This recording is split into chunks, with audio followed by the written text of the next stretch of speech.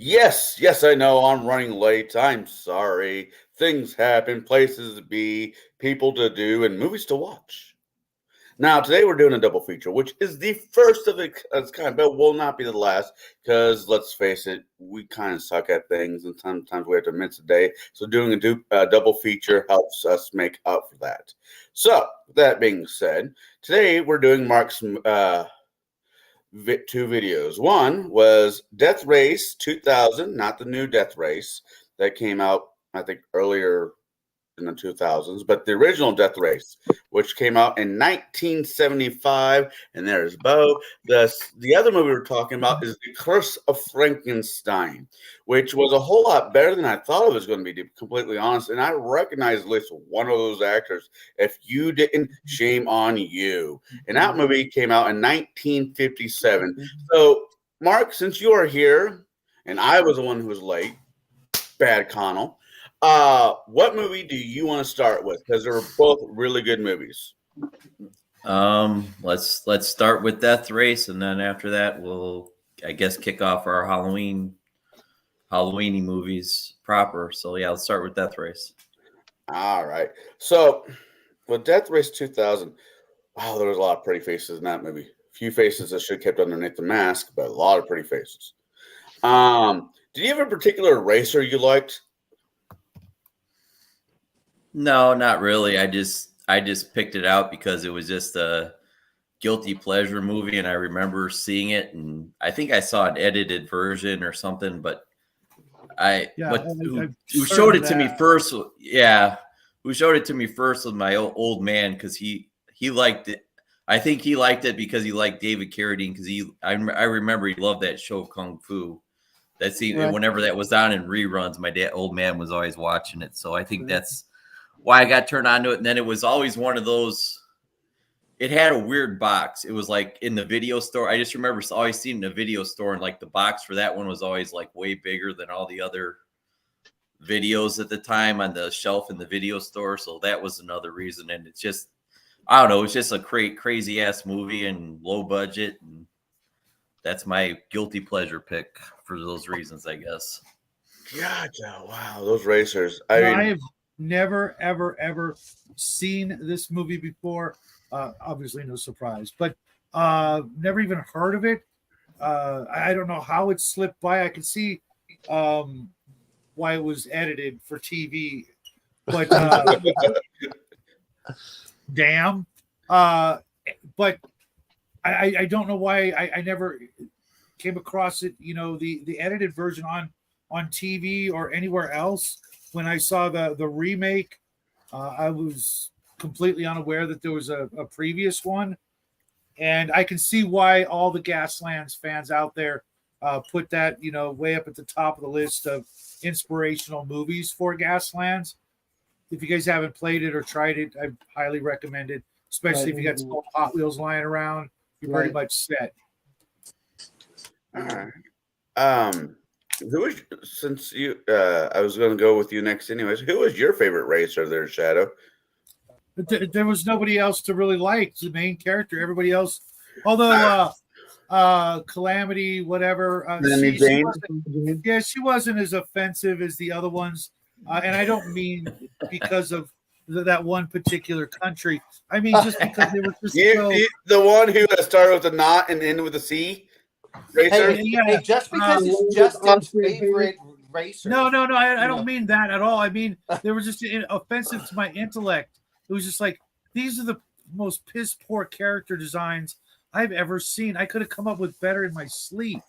Even Stallone being the bad guy, which was fine, but we were talking 1975, and he's rolling around with Tommy guns, supposed to be in the year 2000. I mean, come on, could you be more stereotypical? And there was also Zero, so they definitely went. No, right? They definitely died like in first 10 minutes of the movie. I had forgotten about that character, and I had seen him a couple of times before. And I was like, oh yeah, there was another guy. Like completely forgettable. I don't know. I thought there was 5 racers all together. I figured one of us, for whatever reason, would have a particular one they thought was interesting for whatever reason. So I'll go with you, Omen. I mean, did you like Nero? Oh, you're going through. It's like, who's the one I was forgetting about? And you must know, like, oh yeah. You know what? Why does this whole thing remind me of the Roadrunner?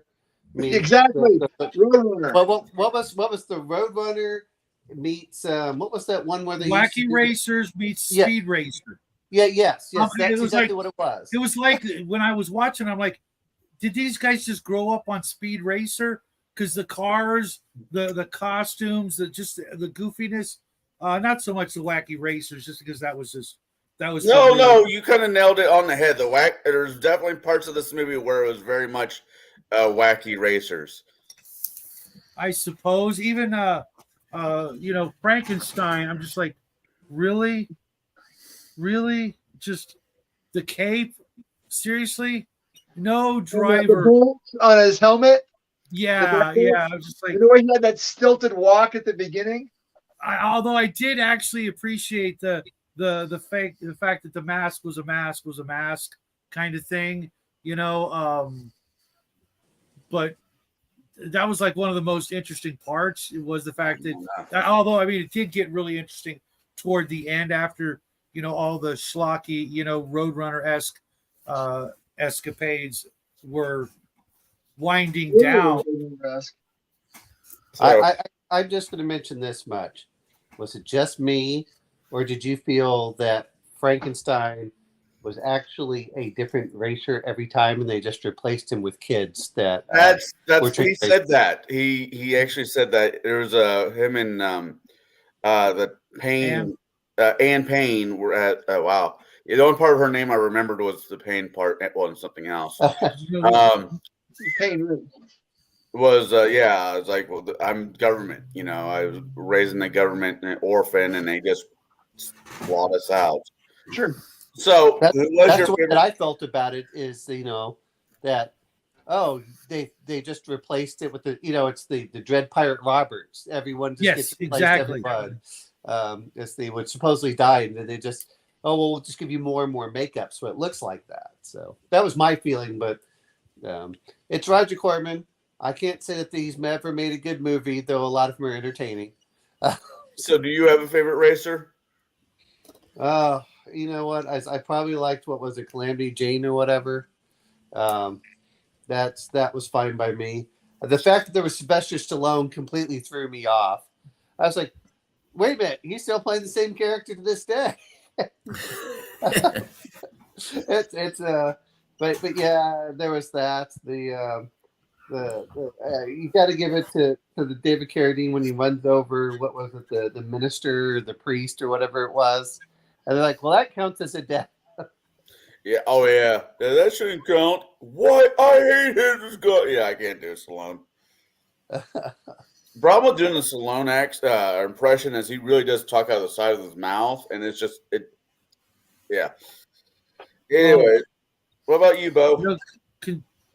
There are a couple of things, a couple of scenes that really made me like the Frankenstein character. The first was when he drives around the back of the hospital and runs all the doctors and nurses over instead of running over the old people.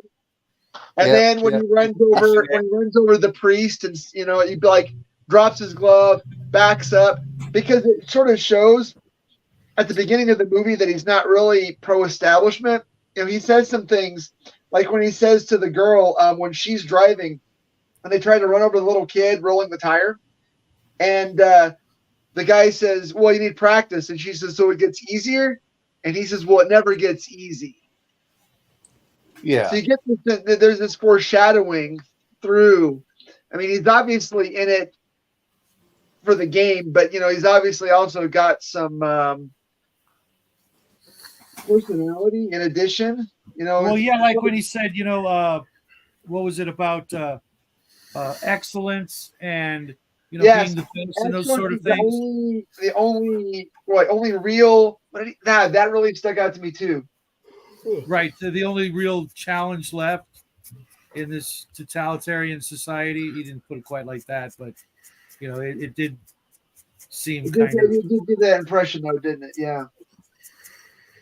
You got to admit, though, that one line where they're about to, get together was pretty funny. I'll show you in a couple of minutes. Oh yeah, the Swiss engineers. Yeah, I was actually kind of surprised with how much skin this movie showed. Yeah, I'm glad Jackie walked by it like just as that was happening, but he was too busy, doing this crap to even notice it. So I didn't get a ration of shit. Because, yeah. If you paid attention, when the girls were having their little cat fight, you could see quite a bit more than the censors would have let on. Especially, I mean, even watching it on my phone, like, holy smoke! Did I just see what I thought I just saw? Well, 17. I mean, yeah. What was this movie rated? Now that I'm looking at it, It's a Roger Corman film. If it's rated anything than R, then he did something wrong. I read something. There was a fight, and they had to do a bunch of stuff. The original cut or whatever was going to be rated X, and they had to do a bunch of stuff too. So there's probably even more. Yeah. What a scene to have to retake over and over and over. Yeah, this movie is definitely a hard R. I mean, compared to some of the movies that are out right now, this one is actually, I don't know if it deserves to be. I don't know. It's not my choice what movies are rated. Definitely a fun movie. I did think that the end, the last 5 minutes seemed a little rushed, where they're trying to, squeeze in all this information, about, change in politics and what have you. But I'm sure they ran out of money and it was a budget thing and they had to wrap it up real quick. So I'm sure that's what happened. Their $25,000 ran out. I mean, that was all that it was. Well, those cars. I mean, $300,000 budget. Those cars didn't cost anything. Those were like Volkswagens. I was about to say. Bodies on them. I think my favorite racer, oddly enough, was I really like a Calamity Jane. I thought out of all the racers, she was at least still human-ish. Right. Yeah. When they ran over her navigator.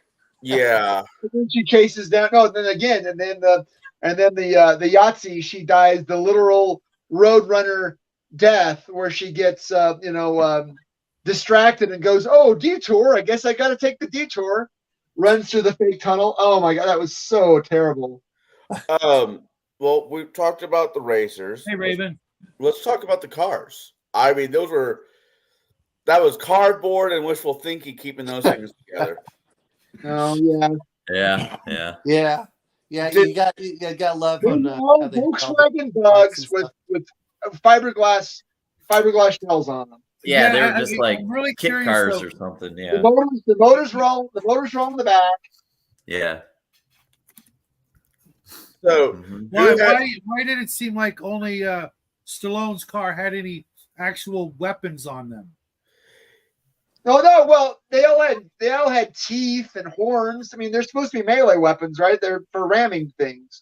Well, no, I think the Yahtzee car had like some sort of gun that they had talked about, but I guess the budget. No.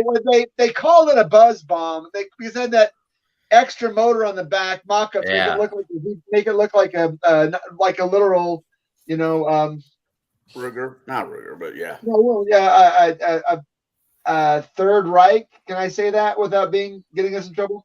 Yeah, like the comet or something like that. No, like the Nazi rocket. I mean, there was a literal. Yeah, the comet was the first jet. Well, yeah, one V2. I think he's referring to. It was an unarmed. It was like a V2 rocket. Yeah, but it wasn't the V2. It was the buzz bomb. If Brian was here, he'd tell us what it was.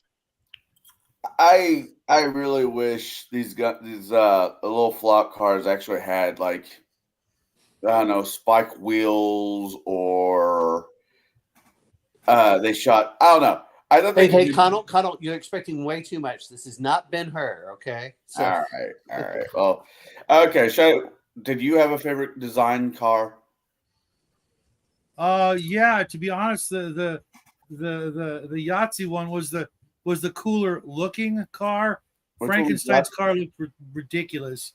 It looked a lot more like it was like a crocodile or something. It's That's weird. amazing, man. The other one at least looked kind of menacing. Stallone's car was retarded. It's the year 2000 and he's mounted Tommy guns on the front. I mean, literally just mounted them. I was just like, Well, they obviously weren't real Tommy guns. They were obviously mock-ups, but I mean, he shot into the crowd with a Tommy gun, yeah, and didn't show him dying. That you should have scored points for all those, right? no. I think he had to hit him with the car because he got points for backing into what's his up, crew. nerds? His pit crew he rammed. Remember, they Yeah. gave him points for that. Yep. You got to hit him. It's I like Calamity Jane when they were doing the bull riding stuff. Oh, the bullfight. Yeah, like this is so bad. That was kind of ridiculous as well, though. I mean, It's just supposed so to all be happens ridiculous. that the one and only car meets the one and only Matador in all of the United States. No. what's You're left forgetting of the one United thing. States. They all were watching. They knew this was Exactly. they all knew what was coming. So it was what about the ones that were jumping up and down on the sewer? Well, Like, here they come. The manhole cover thing. That was they're playing chicken. I guess that was a thing. yeah. In previous races, people would try to play chicken with the cars. That was kind of ballsy. so Yeah, look, and the way they screwed over their buddy. Yeah, to jump in and That was pretty messed up. well, obviously it wasn't their buddy. so Well- Mark, did you? Did I ask you, Mark, what was your favorite car? I'm sorry, I'm still trying to read the show. Favorite car, I guess maybe the Calamity Jane, like the car, the way it looked. Yeah, the Yeah, Frankenstein one. horns. Yeah, Frankenstein one they didn't pull it off too good. It didn't look as cool as it should have. But but maybe the Calamity Jane with the bull steer horns or whatever they were on the front of it. The long horns, the actual long horns. Yeah. I have a feeling we all know which one Justin's favorite car would have been. Yeah, we do. All right, Bo. I don't know if I had a favorite car. I think the bull car was my least favorite, just because the way that it looked at the rear end, it was very square compared to the rest of them. It didn't have any sleekness to it. At least the other cars, at least the alligator car and the buzz bomb car kind of had a roundness to them. Although when you're driving a souped up Volkswagen Baja, you're not really, aerodynamics is not really going to help you any. But at least they get good gas mileage. What about you, Omen? I like Calamity Jane just because that looked like a real car rather than them just doing the mock-up for stuff. The rest of it just looked bad. Oh, It just looked really, really bad. I guess we were wrong. This one was Justin's favorite car. My So favorite I'm is the bad guy today. Okay, I see how it is. I kind of like Sloane's car. It actually looked like a car to me for the most part. Plus, he was able to pull the pinball trigger back, and it dropped out. He's the only one who did anything while they're racing. He had dropped out the oil. Oh yeah. trying to hit anybody with that giant knife in the front would be really hard, though. Yeah, I mean, all the cars. That was so obviously made out of foam board or foam core. I mean, ridiculous. the rubbery copper. glass. It was made with one big piece of that thick pink foam board that you can buy in 4 feet by 8 feet sheets down at Lowe's or Home Depot. Rub it in, you bastard. Seriously, I'm about to put a bounty on that stuff. You come up here, stay the night at my house. We'll load up the car and drive some back. the Venom car. I mean, not the Venom car. Frankenstein's car kind of remind me of the 1960s Batman car. They just because with the thing that went over between the driver and the passenger seat, the little spike thing kind of made me think of the Batman car. I know it wasn't, but it just, I mean, it's like, hey, we have the old Batman car, extra parts over here. You should be. I would have liked to. Yeah, I think they were trying to paint it up very similar to the the Flying Tigers is what they were trying to. Oh, okay. I think they were trying to mimic that kind of look as well. If you ever see the Flying Tiger planes, and hey, Grandma. So Bubble windshields, yeah, it was. I would have really liked to have seen some different car. I mean, they're all basically, it was the same car done 4 ways or 5 ways. Yeah, it was. And I would have loved to have seen someone driving along in like, a 1962 Buick, or a Cadillac as big as a tuna boat. But it obviously didn't work for the budget of the movie. They were going for right. I kind of thought they went with the same car frame or whatever for the most part because it was a sport and you have to kind of start with something that's American good. That way you can't blame it on someone else's this or that kind of thing, sort of a sense of fairness. But the idea that this would ever be a thing that would just rampage through a country like this was just wow. Well, it's come on. This is not any different than except it's a low budget Hunger Games. That level. It's a low budget Hunger Games is what this is. I mean, let's be honest. Hunger Games meets Cannonball Run meets Roadrunner and Coyote. Yeah. What got me was it took them 3 days. 3 days to get from one coast to the other. How fast did they have to be driving? That was the other thing. The caveat they could only do it for so long. Then they all had to stop and they had their stop and meetups. Remember, because they were at at least it was pit stops for their dinners and their massage therapy sessions and everything else. Let's face it, that was potentially the best part of the damn movie. Yeah, it was. You know what though? We were going to talk about this. As much as we're joking about this, we have to admit is that Running Man did it better. With Arnie. Yes, with the whole television. Yeah, but this one did it first. But yeah, Running Man did it better. Yeah. Yeah. Oh yeah. And you got to hand it to Stallone. He's quite the actor. They made him really look like a pussy. Although I was wondering. Remember that scene? Absurdity is why it worked. Yeah. When Stallone was getting his ass beaten and he spit. What the hell was that? Was that the blood pack that he was spitting out? That big old chunk of bubble gum looking thing. Did anybody notice that? Yeah, that was weird. It was like that's. I mean, I've been punched a couple of dozen times, and I have never spat out like a small bit of my esophagus or part of my kidney or something like that. It's like, whoa, you need to see a doctor, dude. Wow, sorry, I didn't mean to beat you up that bad. Wow. Oh, that fight scene was just awful. I mean, awful.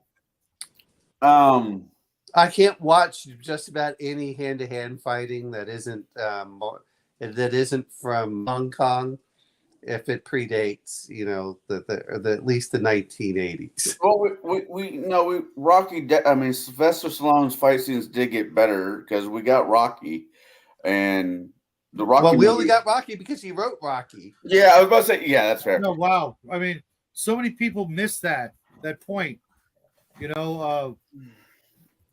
I actually like Rocky. I think Rocky's an excellent film. And the problem was that Rocky did so well that we got the sequels, which are so much worse. So I like the sequels, but Okay. you Oh, can anyway. like the sequels, but they are not Academy Award winning level. I like the box.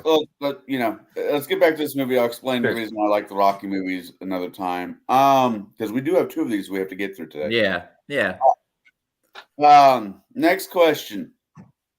Did you all think the Rebel group was actually needed in this movie? Yeah, that's what it was all about. Yeah. No. I think it would have had, the reason why I say this is no matter what, we would have had the same ending.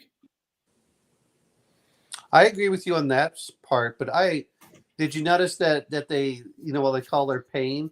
That's probably from Thomas Paine. Yeah, that's what it was. So, Yeah. He was Yeah. literally related to. No, I think Connell. I think that if you didn't have, look, you got to. The movie came out in 1978, right? Right. America still 75. probably filmed it during 76 or right after 76. The U.S. was still riding high on the bicentennial celebration. No, this was before that. This was 75. 75. Okay, so they're coming up to it. But the point is that they're Thomasina Payne. She makes references to, there's a lot of like this American patriotism in it. I think that you probably use it to sell the movie. Possibly. What do you think, Owen? Which part?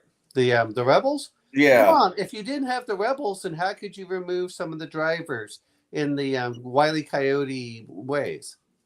That's true. That's Yeah. fair. Yeah. I mean, to be honest, what did they do? They did what was that weird plane that they were flying over? I mean, that's what they were doing. That was for kind all of it. weird. I was wondering about that plane.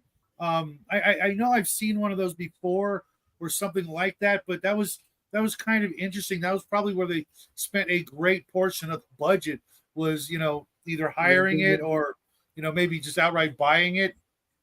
I think that they probably reused it from something from James Bond, because that's why I think I thought that too. Bond film. But the other thing was, those are the ones that really killed off. Like you they killed off almost all the racers. Bumps him off from time to time. I know. Here he comes. So yeah, but I mean that if they weren't there, then how would you have killed off all the racers? That's the whole point, I think, of that. So. That's fair. I'll have an answer to that after. I would have liked to have seen it differently, though. I would have really liked to have seen it instead of having it as an organized group of rebels against. It would have been really fun if it was just like randos taking some revenge against the racers for killing them off, basically. I'm not disagreeing. I would have done it completely differently, but you asked how it affected the film. Oh, if it was up to me, I would much rather have had the blood sports between the racers themselves try and knock each other off rather than having some third party doing it for them. So yeah, you got that respect between the drivers. They didn't really go after each other in their cars. They weren't like trying to run each other off the road. The way you think that it would have been, especially nowadays. I mean, if you tried to film that movie now, yeah, I was thinking the fidelity would demand it be more like, again, something like a video game or a board game, right? Bo, there has been a Gaslands? remake, and the remake is based where they're in a prison and they win so many races they are given are freed. Sure. And they are able to shoot each other, kill each other via the car, which I mean, I'm not going to compare the two because they really are 2 different movies with the same title. I'm going to say this did do a remake. It was thanks, called, Justin. Yeah. it was done by Rockstar Games, with with the why can't I remember it right now? I just had it in my head. But who have I not asked? I've asked you, Omen. Me. All right, Shadow. I liked it because in its own way it was sort of mirroring either the success or maybe inspiring. I'm not sure about the timeline with Rollerball. They even had the Jonathan at the end, but instead it was Frankenstein. That whole climax of this one game changing the fate of the entire world, or in this case nation. Well, but the Rollerball and this came out the same year. So they Oh, don't really? even. Yeah. So they Really? don't. Yeah. Well, They're both 1975. really, because it just seemed like they were like, very parallel in a way, their own way of foretelling what could be, in store for us here in the United States and the world at large. Didn't this Should this kind of a government, come into being? Well, What's that let's be cynicism? honest. This was right after Watergate and impeachment of Nixon, and I know Gas what were the shortage. what were the church stuff? But this was when a lot of stuff was coming out, when people felt like the government was really going out of control. And then the 2000 said, "Hold my beer." Well, yeah, but I'm saying, but right now is, but we're talking the 1970s, is the Right. where it really felt like hey, look, the government's really out of control. It's acting in ways that it shouldn't be acting. So I agree. There was a cynicism, man. It was like you said. It was the end of Vietnam. It was the gas shortage. It was Watergate. All these things coming to pass about the same time, and science fiction especially reflected that. Science fiction in the 1970s until Star Wars was really, really cynical. Yeah. Soylent Green, right? Rollerball, Logan's Run. yeah, when was Logan's Run too? What year? I think 78. It was 1 year, came out 1 year before Star Wars, and it did win an Academy Award for special effects. And then the following year Star Wars came out, and just the game changed after that. But I think Logan's Run a special effects award for that scene where they had the hologram imagery or something like that. That was like a big deal out of that movie. Sure. But So yeah, I mean, Logan's Run's fits in with that 1970. era, right? They're all like right there amongst each other. 1976. I mean, there's a bunch of other stuff right in that. And you're right. Is science fiction does very good at The actual fuck. at showing things. Warning us, predicting that whole idea. Yeah. What got me was when I first watched this movie, and I'm looking at Frankenstein's character. He's got the mask, he's got the cloak, he's got the helmet, he's part robot. Am I thinking, is this supposed to be a Vader ripoff? And then you learn it's the other way around. Yeah, and I just like Star Wars came out in 1977. I'm like, what the fuck? It's a good point. Well, Yeah, and it wasn't much of a, none of his equipment was all that protective. That helmet was, not going to protect you from anything other than, If we're going to talk about Frankenstein's gear, I have to bring up the hand grenade. I know. That was Awesome. It was awesome. so bad. This is a true guilty pleasure movie because it's so bad. Yeah, thank you, Mark. I'm glad I got to see this. Wow. But just I gotta ask, why couldn't I have seen this when I was like, I don't know, 16, 17? Just saying. I figured Jack would like this movie after he'd done watching it because it was anti-French. Well, there was that, but the gratuitous nudity would have sent him into a tailspin. Yeah, I know. Look. We can play this game What called is it Grand Theft gratuitous? Auto, which Shadow, is the almost whole identical for the movie. number of people who you run over. Not gratuitous. That nudity was necessary. It was artistic. That's what he would have said. Without like the I nudity, said, the guy would have fallen asleep. That's part of the movie, to be honest. I mean, yeah. Wow, could you imagine watching this movie on a large screen? Anyways, all right. So this is going to sound like an awkward question, but I'm going to go with it. Who was your favorite kill? My favorite kill was. Do you guys have one? I do. I'll say who my favorite kill is. Was the sports announcer at the end when they got married. God, I wanted to punch that guy in the face so freaking bad since the beginning. Howard Cosell. Howard Cosell voice. Why couldn't it have been Junior though? Well, Judy. that and the lady was the other one that I wish that they'd run over. But Oh, we're close personal friends. Yeah. but yes, it was the one that was getting. Well, Frankenstein, what are you going to do now? He runs him over. I'm like, yes, thank you. Well, all right. What about Mark? Do you have a favorite kill of the movie?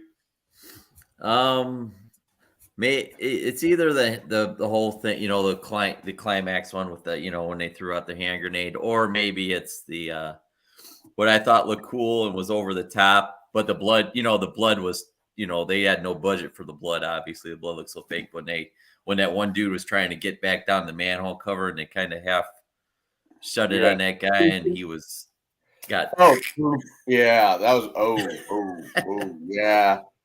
That one kind of torqued my back a little bit just thinking about it. Yeah. Well, we already know Bose, which was when he went over to the hospital. Yeah. Well, I don't know. I think the priest running over the priest was better because it set the scene. And afterwards, when they talk about how the priest was, and he was not just the priest, because it establishes that the government is at least a pseudo theocracy, and that it's bipartisan, but both parties are the same. There's a lot of stuff going on behind the scenes, right? Like now we live in a duopoly where both parties are two wings of the same crappy bird, right? So the priest was what did they call him? The chairman of the dual party committee or something like that. And then when they bring the sports announcer out with the TV announcer, right? The Howard Cosell guy with the shock jock DJ guy. Yeah. And they fake it for a minute. Well, is this a kill? Well, never in the history of this race is this. Oh, we just got an announcement. Yes, this is a good kill. And for the whole rest of the race, all of the officials will have to be, whatever it was. And that's what was so great about it. Because he not only did he kill the priest, but they had to decide that it was a legal kill. Yeah, the deacon. He was the deacon. So yeah, I really like it when he got schmuck, because he was like reciting a litany when he got run over. He was like blessing the glove. Oh, bless our holy drivers and this whatever. And then deacon is what they call. Very, very 40K. Very 40K. But this is the deacon, right? So yeah, this is the deacon. Yeah. Yeah. Who's the head of their whatever it is committee. So yeah, anytime there's a literal state-sponsored religion, and one of their dudes, gets, squished. There was a couple other ones. Pizza. We got to bring that one back. Road pizza. Road pizza. Yeah. I honestly, I'll ask you guys the same question just to see what you guys have thought. I didn't think the president was a real person. I just thought he was a face behind a screen. Sure. Wasn't it great that it also alludes that whatever country he is president of is like basically the whole world, because it talks about he's in Moscow and then he's at his summer palace in Beijing. Yeah. So yeah, this is obviously a true one world government. He's probably a lizard person.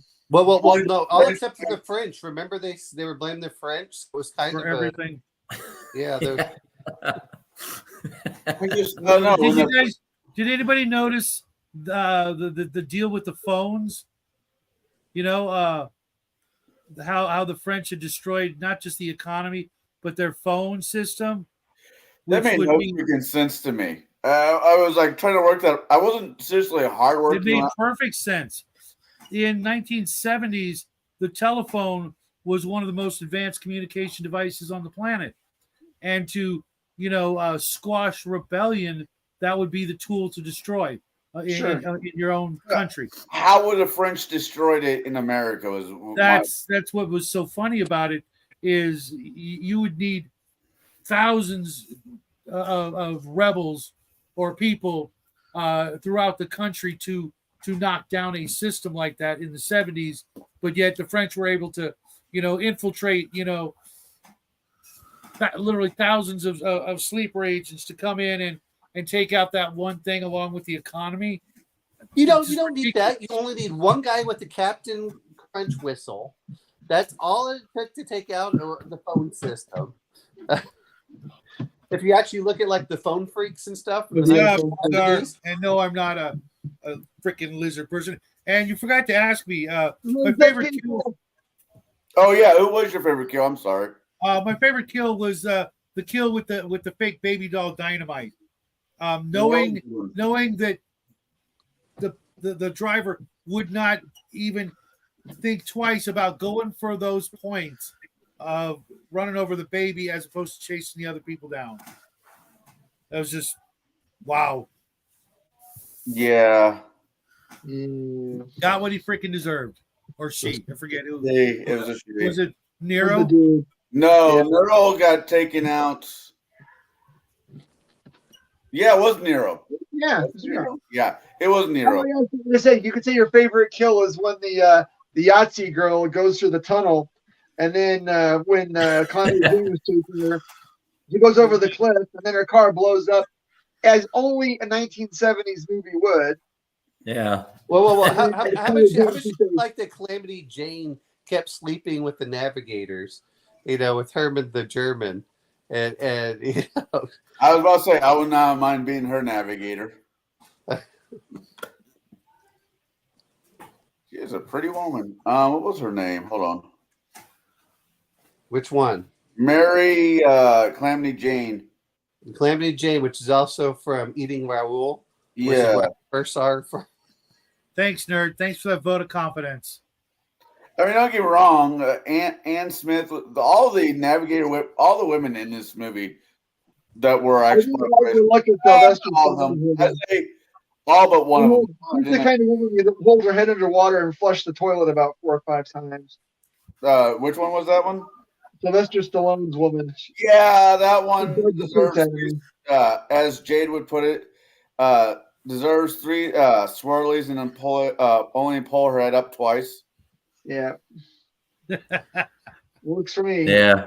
That's Thanks. that's what she was supposed to be, but yeah, she was. Thanks, yeah. guys. All right. Let's say. I wouldn't mind seeing the bonus footage. This movie needs a director's cut, This movie needs something. an unrated director's cut.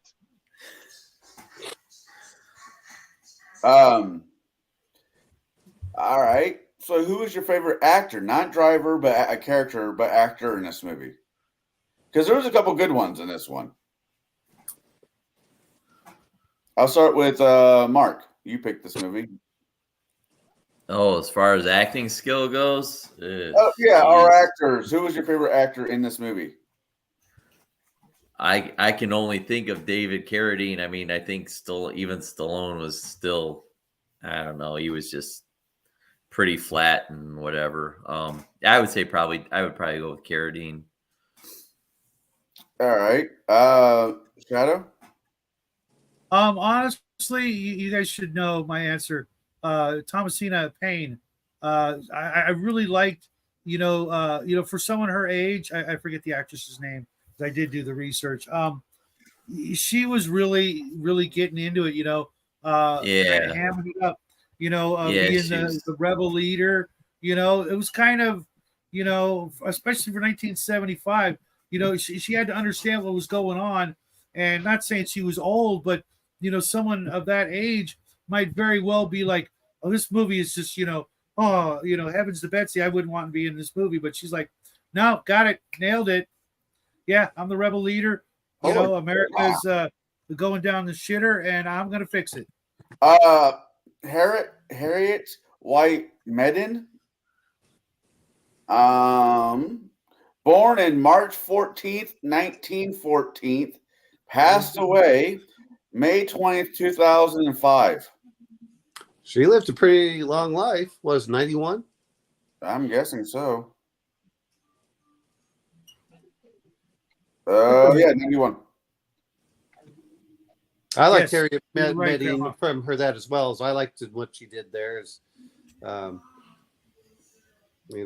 yeah, that was my favorite character because I really didn't give a damn about any of the drivers.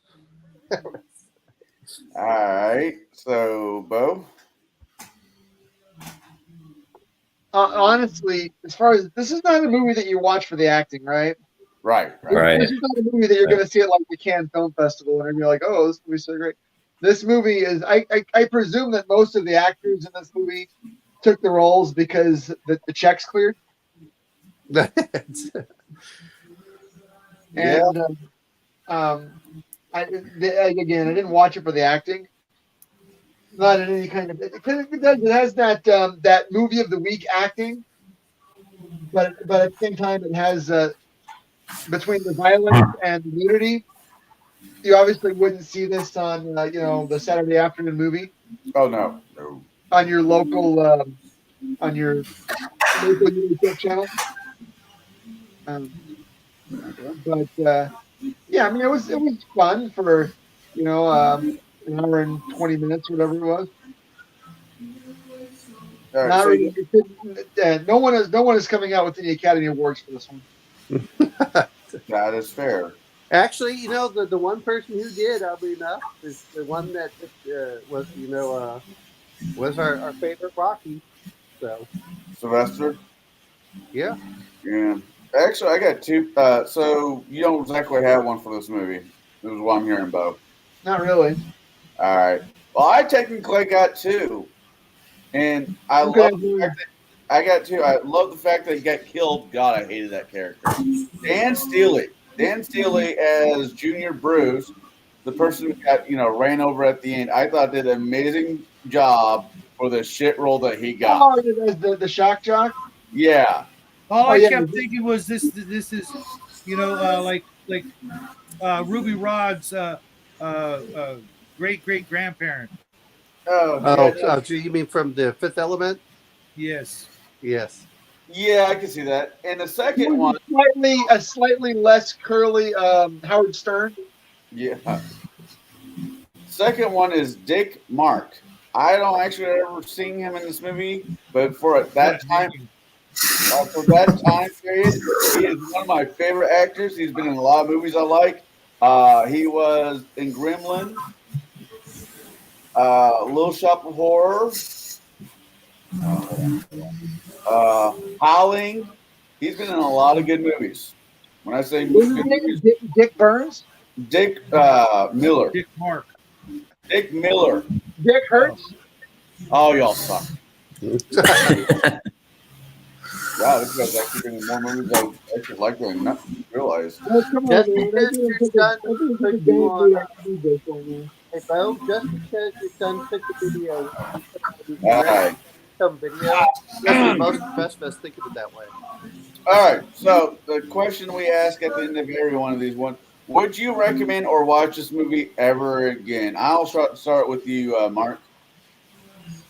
Oh yeah, I'm sure I'll watch it again sometime. But if I would I'd recommend it. Yeah, if it's guys like you that would kind of understand and get the humor and what I'm going at when I say we're gonna watch this one. Otherwise, just a lay person, no, I wouldn't probably recommend it to them. Nice one, nerd. All right. What about Slightly you? smaller though. What? Nothing. Just commenting on something a nerd said. Yeah, that was a good one. I can't read the chat. It's all right.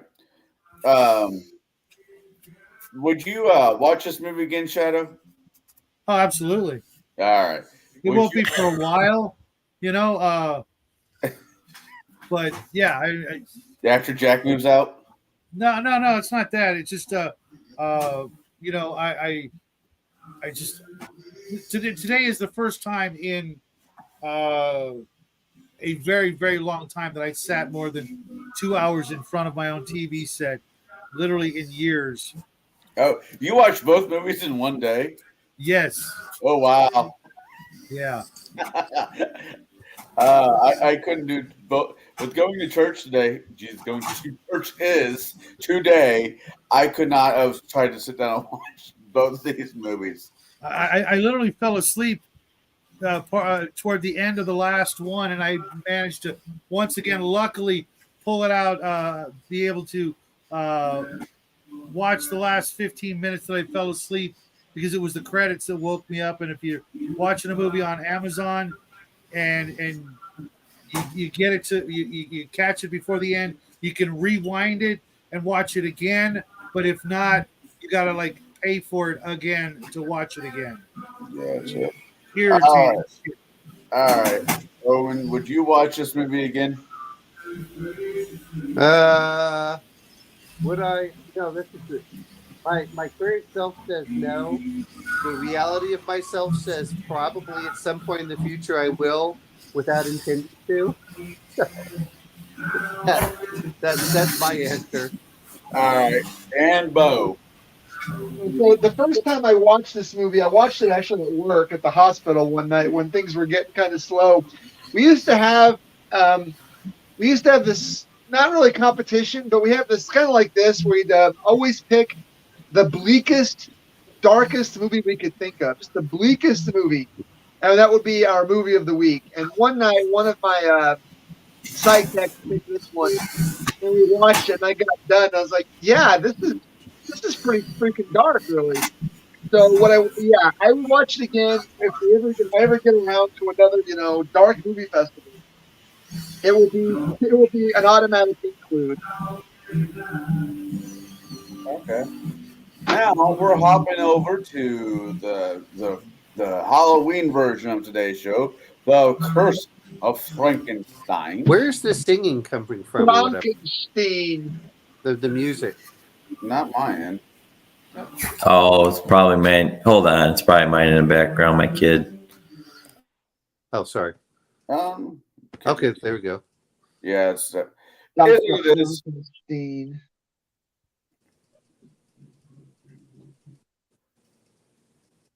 All right. I'll wait for Mark. Like everybody went up a minute again. Dang. All right. All right. So, The Curse of Frankenstein. Why this movie? Well, I needed a Halloween pick, and my first one we were having troubles finding it. So yeah, I went with this, and I was like, well, let's do. I know probably when everybody thinks of Frankenstein, they're going to go to the Universal ones, but I've been watching last couple of years. I've been really watching a lot of the stuff from the Hammer films. Hammer films, and then all these years that you go back, you recognize Tim Burton and all those guys we're always putting actors from the Hammer films in their movies and stuff like that. So I figured we'd pick one out from Hammer films, and I just went with Frankenstein, picked that one, went with it, and thought we'd try it out. I like the Hammer film stuff better. That's why. Look at how much this movie made. The movie made like 80 times its budget. It was something insane. Oh yeah, the budget from this movie was either in pounds it would have been 65,000 pounds, or in US 270,000. By the way, guys, I hate to break it to you, I did not win the lottery this past Friday. I will not be coming visiting you all personally myself with $1.2 billion after the government are cut out of it. I just want to say I'm sorry. I'll try harder next time it gets to 1 point something stupid. That's But yeah, no, this movie made $8 million. That's almost. I mean, I'm not saying that's unheard of back then, but it puts it in a very special group of movies. Well, it wasn't a lavish, big budget one. I looked at Ben-Hur and stuff, but this one made so much more money for, the ratios. It's insane. Yeah. But 40 times or something like that. Yeah, it's. The actors, Peter Cushing. If you don't know who he is, go watch Star Wars, the first movie. He's an even bigger dick in that one than in this movie. I think that's possible. It had. I don't know. He was pretty much a bastard in this movie. Oh, he was the boy. He was the villain. How many people did he kill in this one versus Star Wars? Oh well, if you're gonna count genocide, I mean, come on, man. You blow up one planet, and all of a sudden you committed genocide. I don't even get it, man. The fact that he came back to this role to play Frankenstein not one time, but 4 times all together. Why don't he escape the guillotine at the end then? Yeah. He does. Yeah, it's explained in the next one somehow, but he does come back, and he even comes back to that same house, and I can't remember how he got out of it or something somehow. Frankenstein does? Yeah, he comes back. He plays his. No, that's the monster. Well, he is a monster. Doctor. The doctor. Really? I thought he got his head chopped off. Baron? Yeah, Baron Frankenstein. He's called the Baron or whatever. He comes back, and he's still an asshole. And every time he comes back, he's a bigger jerk. But he comes back, and he plays Dr. Frankenstein as that same jerky whatever. My question is just Christopher Lee come back as Frankenstein? I don't know. No, he was too busy. He was too. That he does. Does he really? I figured he'd be too busy playing Dracula. Well, they were because they flip flopped always. It was they were always in these movies because Peter Cushing was Van Helsing in all the Dracula movies. They always were. Yeah. So what are the actors? If I do this, if I do this movie, will you jump into it as well? What got me with Peter Cushing, though, Cushing, I'm sorry, was he played before there was a TV series. He played Doctor Who. Doctor Who. Was it before or was it? It wasn't before, but they did. They did 2 movies. Yeah, they did a couple of movies. It was the concurrent with. They were like a separate thing. They weren't really. Yeah. They weren't really part of the proper Doctor Who lore. The way I can't remember. They were weird, but yeah, he played Doctor Who. I mean, if you look at the canon of Doctors, his name does not show up on them. Right. But the fact that he played Doctor Who in 2 movies, one 65 and one in 66, it was surprising. It threw me off. All right. Then, as I said, we have the late but will always be great Christopher Lee, the one person who told his director, "No, when you stab somebody in the back, this is the noise that they really make," because that thought will haunt my dreams for my life. He was one of the last people, I think, to actually watch someone get guillotined in France. Yeah, I think he was the last one for Christopher Lee. Party. I know he's related to the author of the James Bond books. Oh, he's even better. You know what? Into his 90s, he was playing heavy metal. Oh, yeah. Now, you were like released a heavy metal album when he was like 88 or something like that, yeah. Anyway, we don't want to take away from Frankenstein. Let's focus on Frankenstein again. So, I mean, yeah, we could basically do maybe not a year, but we could do a long, like at least a couple months of just Christopher Lee movies by themselves. All right, Frankenstein. This movie was somewhat of a departure from the novel. they all are. With the exception, some of the Frankenstein movies kind to skirt around the book as much as they try to do the book as much as they can. This one took the ideas and ran a different direction with it. I think the only one that actually was true to the book was the one done by what's his name? He does a lot of the had Robert De Niro in his Frankenstein. Yeah. But I'm saying that actor director does a lot of. He did Henry V. He does. I can't think of his name. I just saw one of his most recent movies. Branagh. Yeah. Kenneth Branagh. Yeah, I just saw one of his recent movies in Hercules. The detective.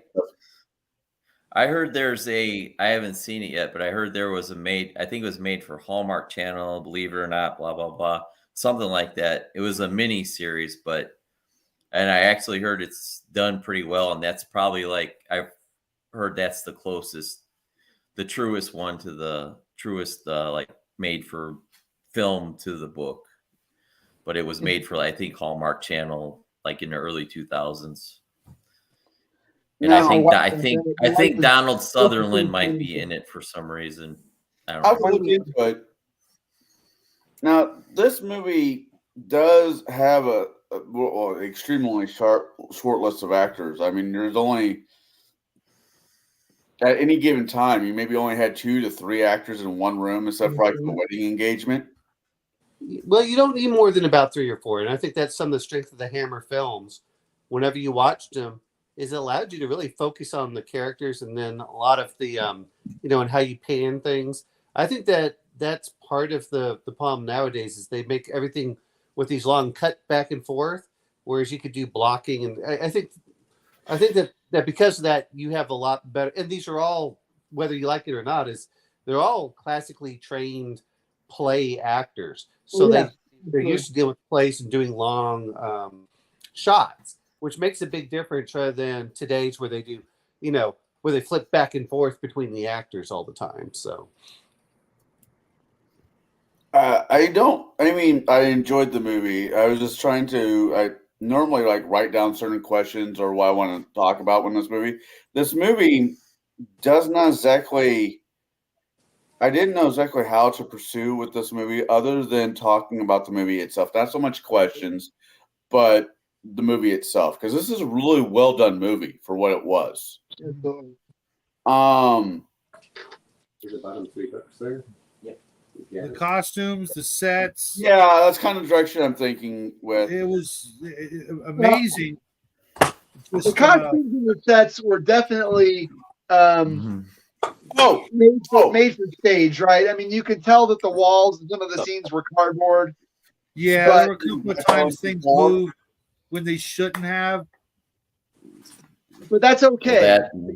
The sky was painted in some scenes too. They had the painted backdrop for the sky. They did that a lot too for the Hammer movies. It could have been a radio drama or a stage play, and it would not have been. It would have been great. It still would have been great.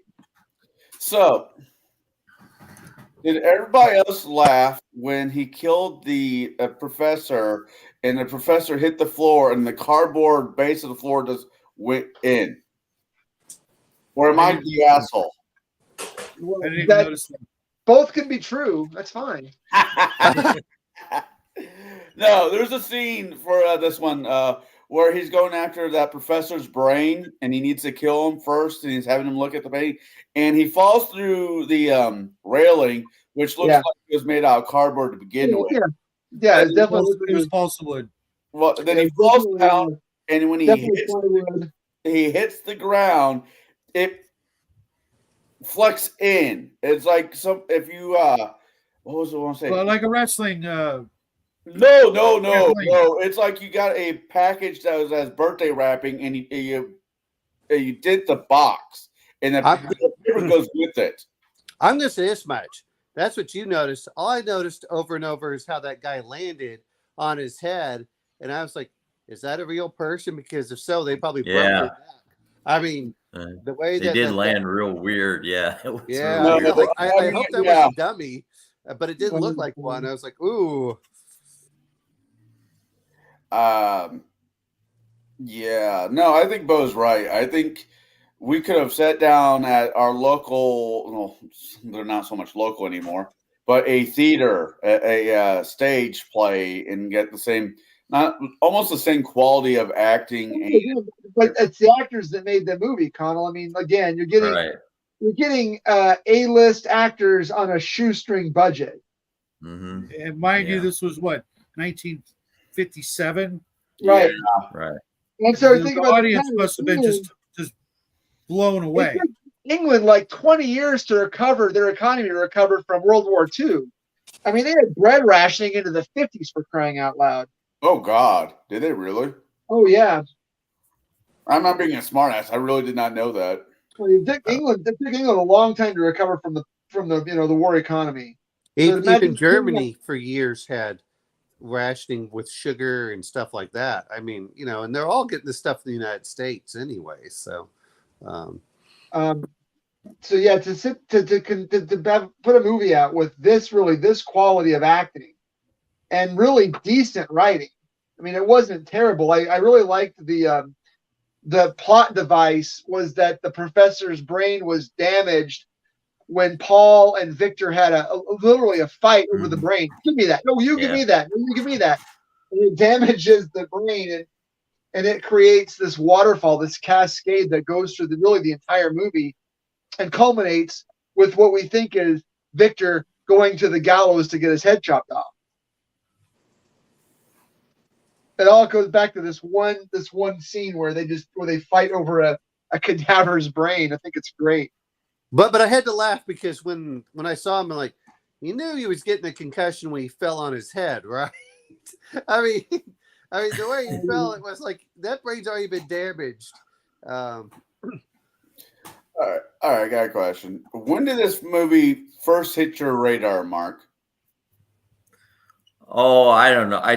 I've seen them throughout my life and stuff on the local monster shock jock things and stuff like that. I've seen them since I've been a little guy, and then just the last few years I've been kind of delving a bit more into the Hammer horror stuff and just watching and appreciating Peter Cushing and Christopher Lee and like all these guys for what they did and what they had to work with, which wasn't much, but they really did everything they could to sell this stuff all the time, and I appreciated that, and I just admired all the work that obviously went into making these sets and the costume design and everything. I think it's really cool. I like it for all that. The Hammer films I thought were really good. What was it? The studio that ran Blood or whatever they called it. But everything I've seen has always been that claustrophobic because there's only like 4 to 6 actors in any of their movies. Right. Yeah. And they really do play it off, and they always have great sets. Now, whether that's because they could just, but they always had great sets. What was one of the ones I remember was, the Countess of Bathory or whatever her name was. Oh God, that broad, Jesus. Yeah, well, the Hammer films did that one. I remember watching that film. The classic, Dracula. Whenever they did that stuff, I mean, it was always a lot of, and I think they always did a good job both for setting and everything else. Whereas nowadays they want to get just more and more actors, but for there it's like we can afford 4 or 5 actors, but we use the same costumes over and over and over again. So they could really spend the money on the sets and the props, and the actors like, well, you're just gonna make 4 more movies this year. That's fine.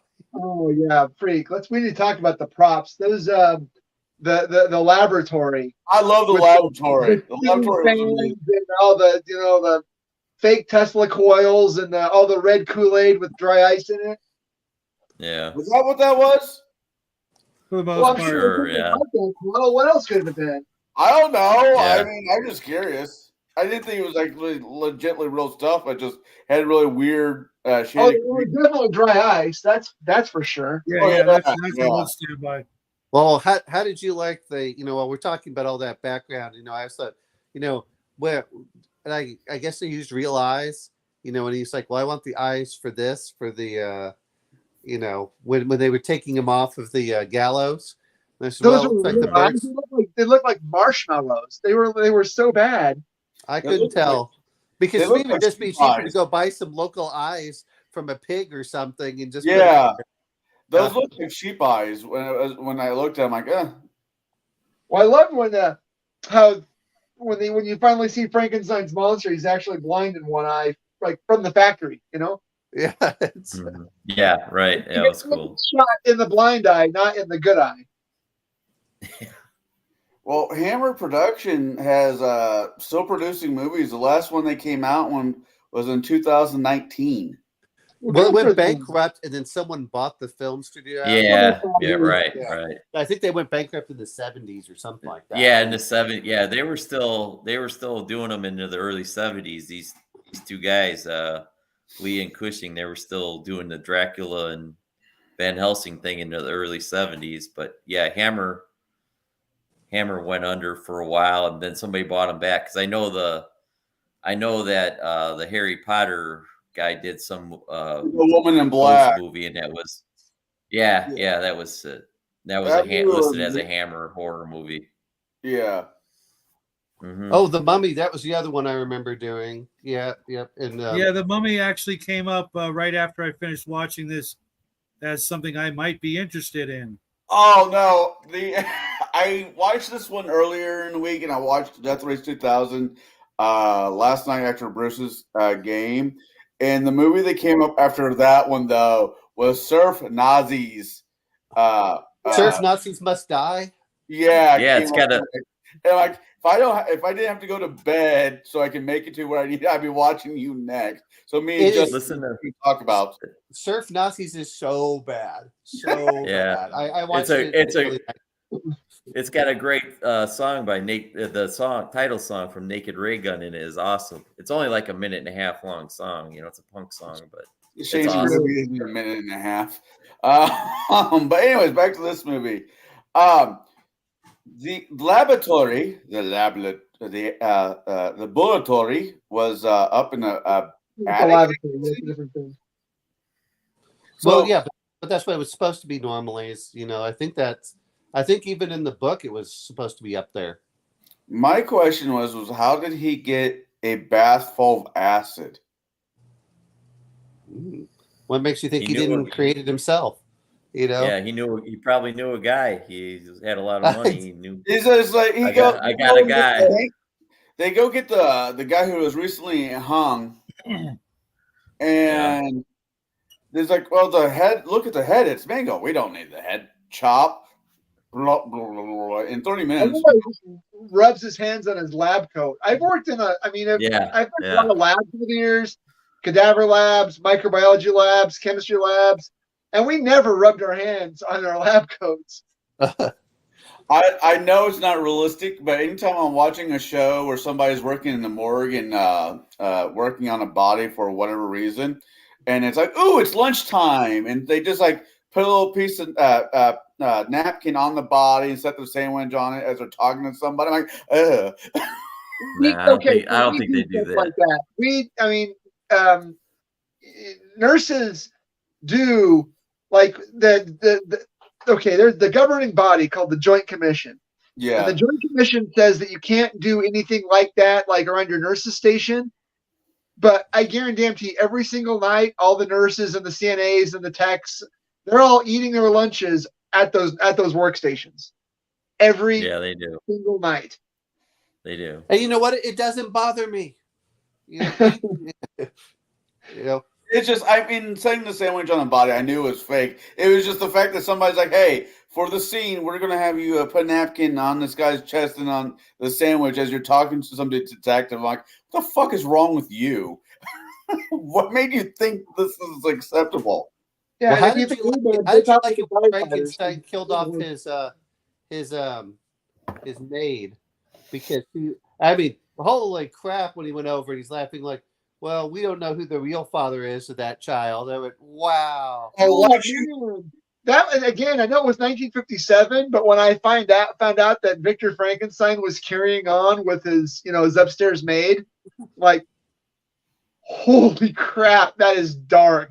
That is no. It wasn't just that. It's when he said, "Oh, there's some, it could be anyone." That kind of thing. Talking about what a slut she was for sleeping around as well. I was like, wow. They went there. He tells his cousin wife that. He tells her that he thinks that she ran off with some, what did he say? Some Lothario from the village. Mm-hmm. Yeah.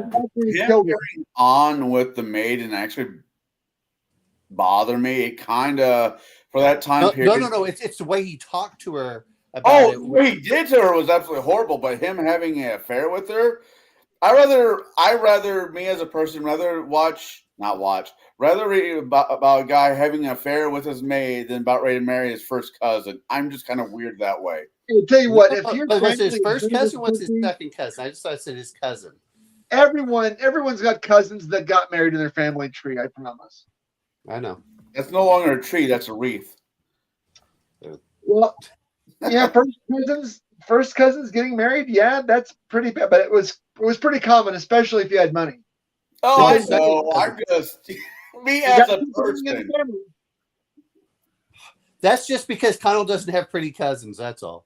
No, no, that's fair. I'm sorry. When your family reunion comes out, is not recommended. I It's like, mean, well, who else are you supposed to go date? You know. Well, if you keep in your family, keep it in your pants, right? Hey, you well, know, you know what? You know what? No one has to change their last name either. Anyway, let's say, do I have only cousins I've actually looked at? It's like ones are cousins through marriage. I'm like, okay, I can work with that. But they're well, very.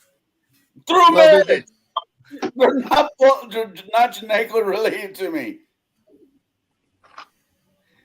Anyways, back to the show and not my fucked up dating life. and the real reason Cuddle is single is he just said his standards too high. No, They just have to be married. Now,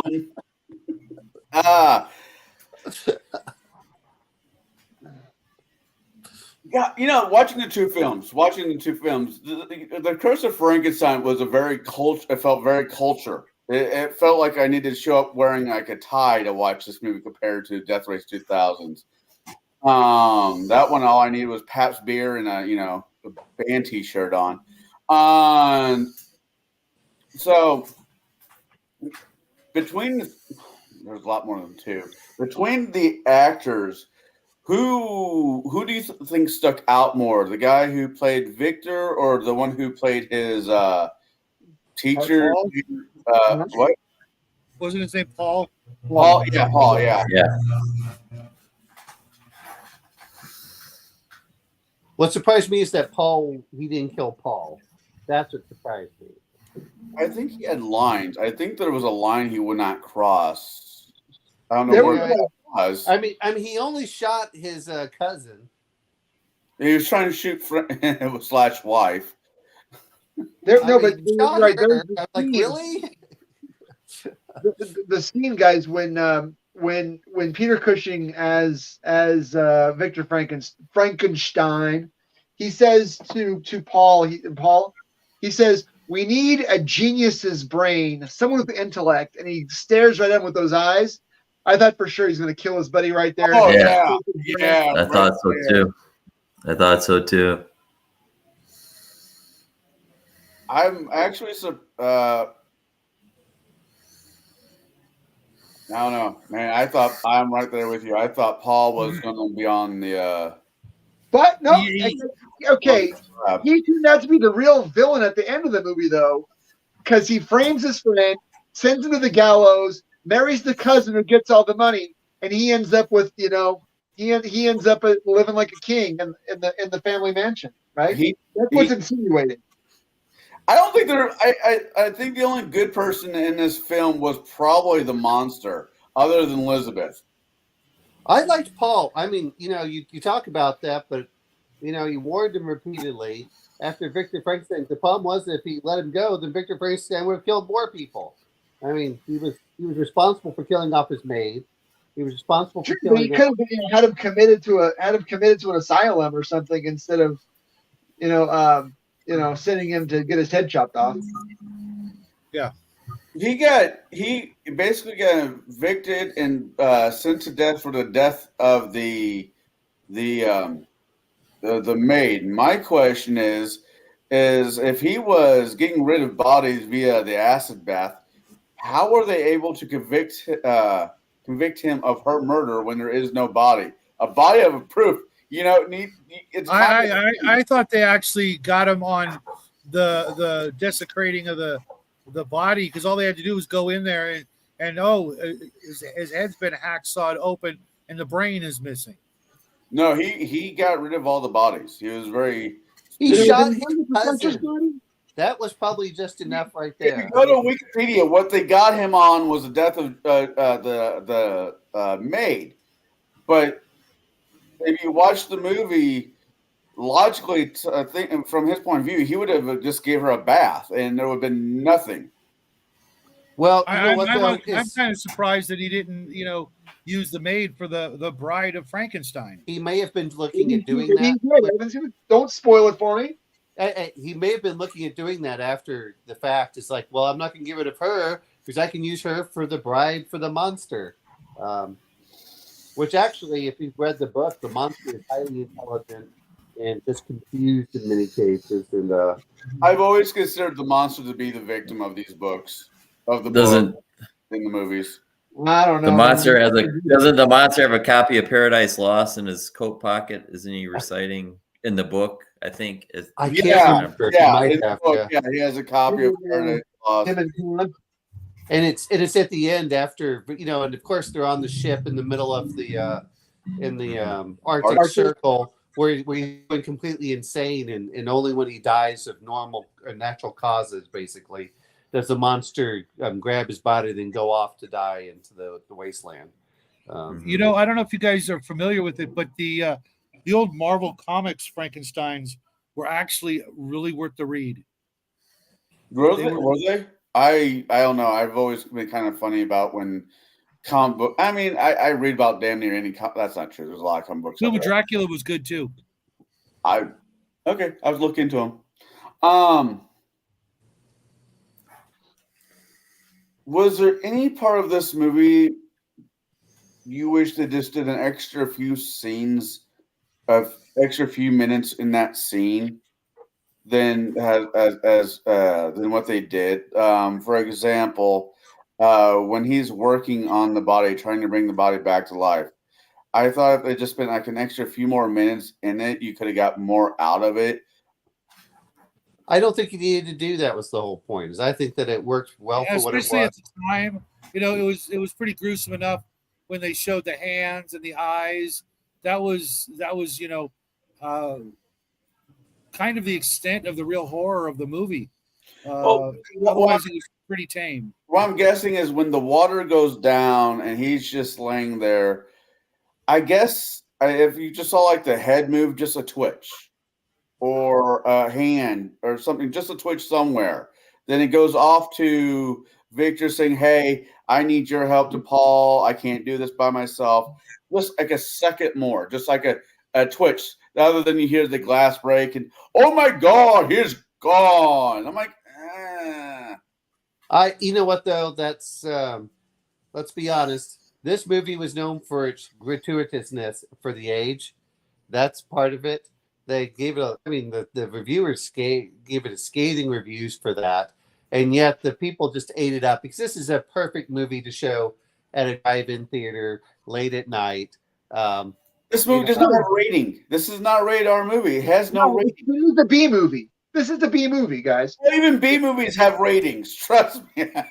There were no movies. The movie rating system didn't come out at this time, I believe. Right. There was before that. Yeah, that's right. Well, they did the Hayes Commission, the Hayes Commission of the U.S., right? Hey, Bo, nice shirt you got there. Oh yeah, hey, I wore that just for you. Well, no, I wore it just for me. But I'm out to plug Emperor's Choice and Ardoin. Oh yeah. Try to wear it for the live streams. Give a shout out. Not sponsored. Yeah. Thanks for your Coke. Yeah, you're right. I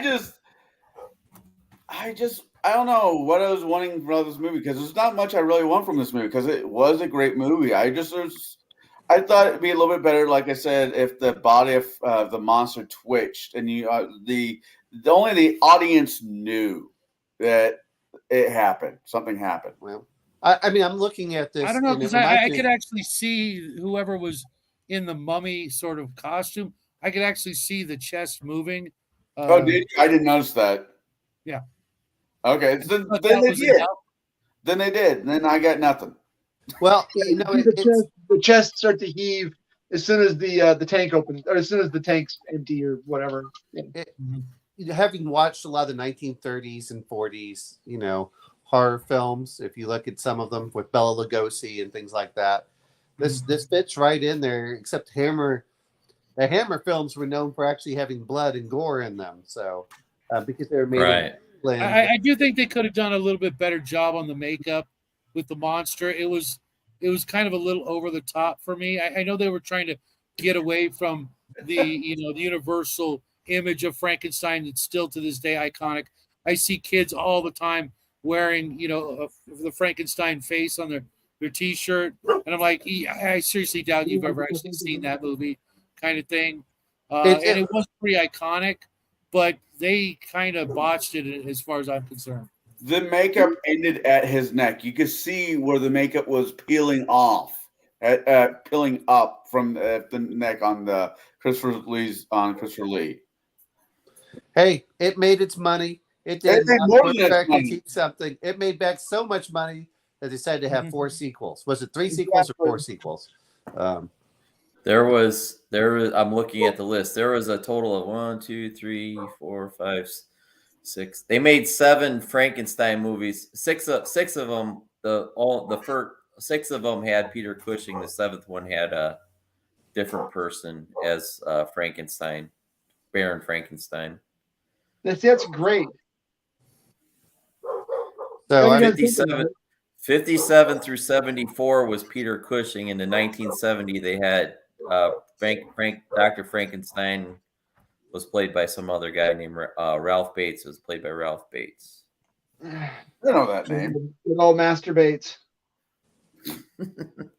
Whoa. And only if you're a and- fisherman. and guess who played the Frankenstein monster in the 70s? I guess you'll never guess. Lou Ferrigno. David Prowse. Oh yeah. Oh, Okay. you mean the one that did what? Played Vader. Yeah, Okay. I actually met David Prowse when I was a youngster. I not only did I meet him, but he was in the Vader suit. I've got his autograph somewhere in the garage. In the He was garage. terrifying. I was How in did you get in the garage though? I didn't meet him in my garage. I've got the autograph in my garage. Well, that's why he was terrified. He met him in the garage. Yeah. No, I was actually like I want to say like 11 or 12 years old, and it was just terrifying, just absolutely the scariest thing ever. All right. That's cool.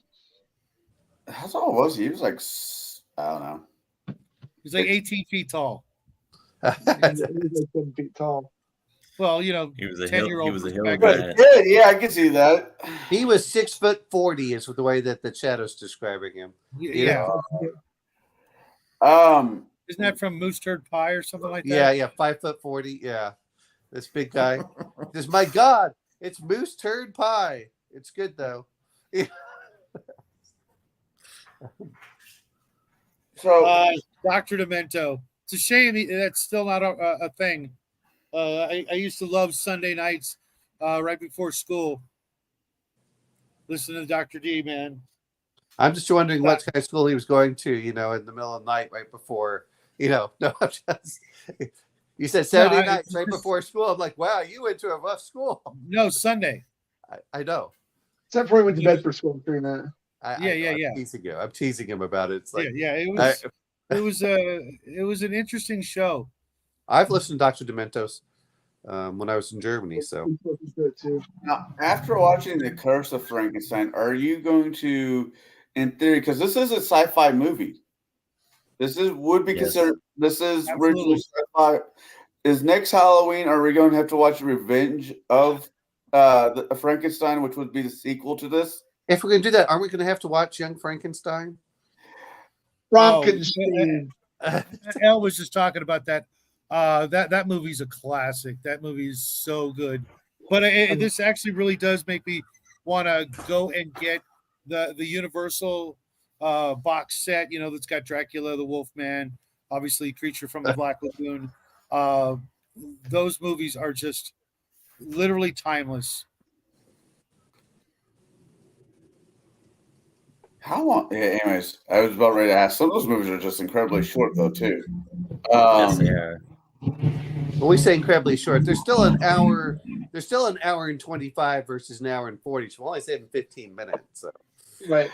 Oh, saw some horror movie that was literally just like 45 minutes long. That's how long the entire movie was, and it was old black and white. Oh, those are. Here's what I found. What's interesting is they used to go through more, pages of dialogue in those old movies than they do currently because they would speak much faster. Yeah, I can see that.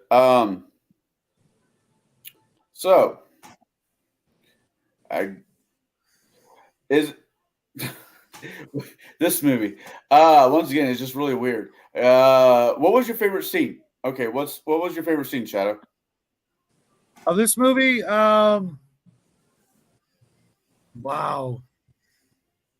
I don't know. I really the movie was just it was kind of a slow burn. I don't know that I have one. Okay, Mark. I like the twist at the end when Paul kind of did his thing and he kind of twisted he didn't really even twist things around that much, but he just kind of did his thing, and then Frankenstein was going to be meet his demise because Paul wouldn't go to bat for him at all, and then Paul actually won at the end, and he went off with Elizabeth and everything else. I thought that twist at the end and how it was acted and played was really cool. When he went to go meet Madame The guillotine, yep. Yeah. Like guillotine. I like that. I like that image at the very end when they're showing that guillotine. He was looking out, and it was awesome. I thought. Yeah. All right. Over now. The part where he's telling the maid that when she says, "Well, I'll tell him," and just one is the fact that was allowed in the 1950s. Number two was the way that he just puts her down as the town bicycle. I mean, that was just wow. I was like, wow, they actually let that through in the censors. I'm amazed. Was this movie filmed in Britain or here in the States? Yeah, it was filmed in England. It's England, yeah. England, yeah. No, but you have to remember, this got brought to the United States, and that's where they made most of its money. So it's not the fact that the censors just amazes me.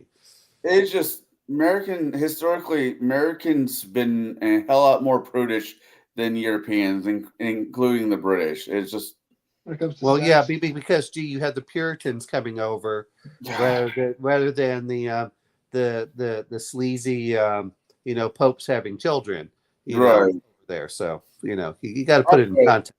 The sequel to this one is not The Revenge of Frankenstein. It is The Evil of Frankenstein, 1964. I'm going to have to look for it. It says a decade, 7 years to make a sequel? It says Revenge is 58. And then it was another 6 years after that for The Evil. Yeah, 58. Yeah. I'm going to find it. Bo, did you have a favorite part? Yeah, the scenes, the where you watch the evolution or devolution of Peter Cushing's of Frankenstein, Dr. Frankenstein, and all the scenes that he has with Paul, where they discuss the ethics of really reanimating the dead.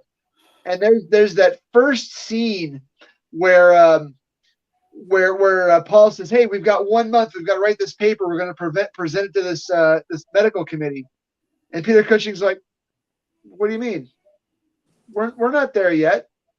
We've done." They bring again. That's Jack's favorite characters in that scene. And so right after the scene, in the scene with Jack's favorite character, he says, "Look, we can bring a dog back from the dead, but I want to make life from scratch. I want to make life out of whole cloth." That's like the beginning of the end for our friend Frankenstein, and that really sticks out to me. This where he realized, like, yeah, this guy is evil. This guy is really, he's here because he's not all there. So they're married, and Elizabeth says, "Honey, let's go to bed." "Oh, honey, no, we're not young, silly lovers. I'm going up to the laboratory." And I'm like, yep, this is the part of the movie that just became unbelievable for me. Not the fact that they're bringing people back from the dead. That his Elizabeth was a very beautiful woman. And he's like, no, I'd rather go play with dead things. I'm good.